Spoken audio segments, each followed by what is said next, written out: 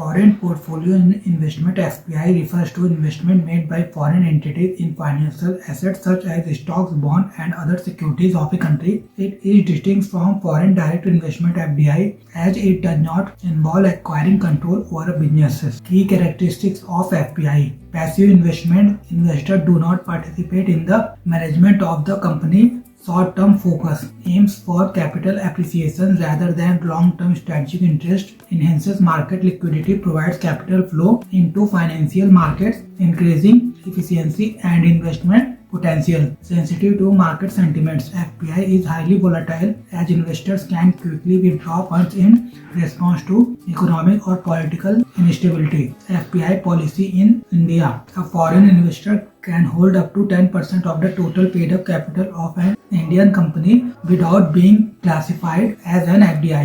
If the holding exceeds 10%, it is reclassified as foreign direct investment (FDI), regulated by SEBI, ensuring compliance with financial laws. Foreign institutional investors versus FPIs. Foreign institutional investors are a subset of FPIs and include large investment entities such as mutual funds, pension funds, insurance companies, hedge funds. Unlike individual FPI investors, FIIs typically adopt a more structured and strategic investment approach. However, all the FIIs are considered FPIs, but not all FPIs are FIIs. Key difference between FPI and FDI.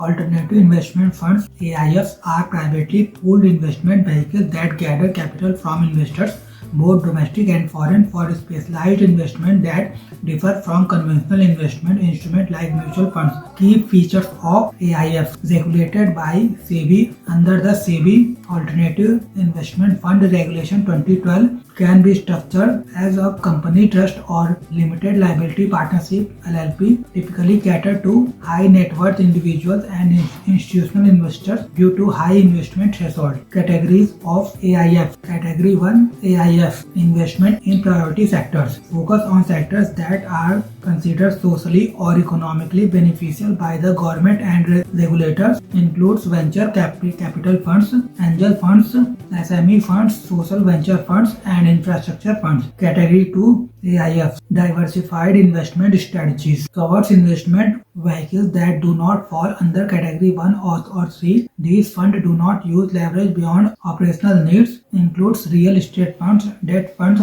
private equity funds, and distressed assets funds. Category 3: AIFs high risk, high return investment. Employ complex trading strategies and leverage, including investment in listed or unlisted derivatives. Example include hedge funds and private investment in public equity funds. Unlike category 1 and 2 AIFs, which are close-ended with a minimum tenure of 3 years, category 3 AIFs can be open-ended or close-ended.